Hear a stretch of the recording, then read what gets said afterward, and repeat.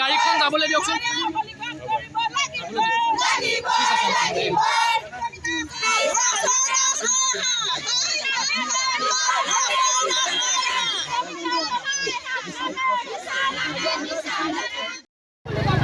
কাজিয়া পেচাল কৰিব নালাগে।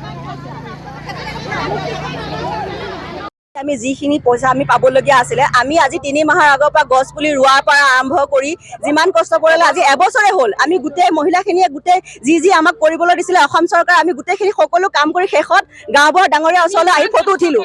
ফটো উঠাত তেওঁ পৰ্টেলটো কি কৰিলে আমি নাজানো, গোটেই পৰ্টেলটোৰ পৰা আমাক মৃত বুলি ঘোষণা কৰিলে।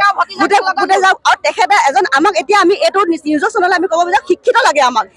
তেওঁ শিক্ষিত নোহোৱাৰ কাৰণে আজি বেলেগৰ দ্বাৰা কাম কৰাৰ কাৰণে আমি 400 আজি কিমানজনী মহিলা আমি মৃত 44 গৰাকী মৃত হ'লো।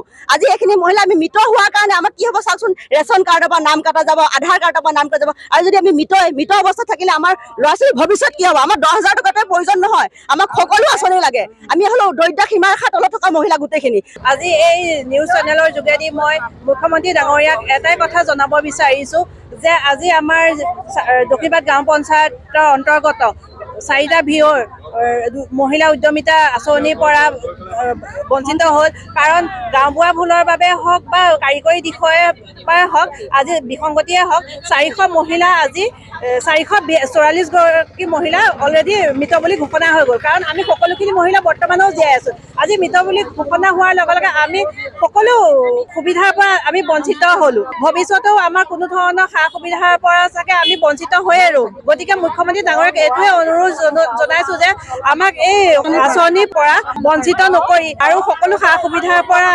সুবিধা পাবৰ কাৰণে আমাক সুবিধা কৰি উপকৃত কৰে, তাকে মুখ্যমন্ত্ৰী ডাঙৰীয়াক ইয়াৰ পৰা নিউজ চেনেলৰ যোগেদি অনুৰোধ জনালোঁ।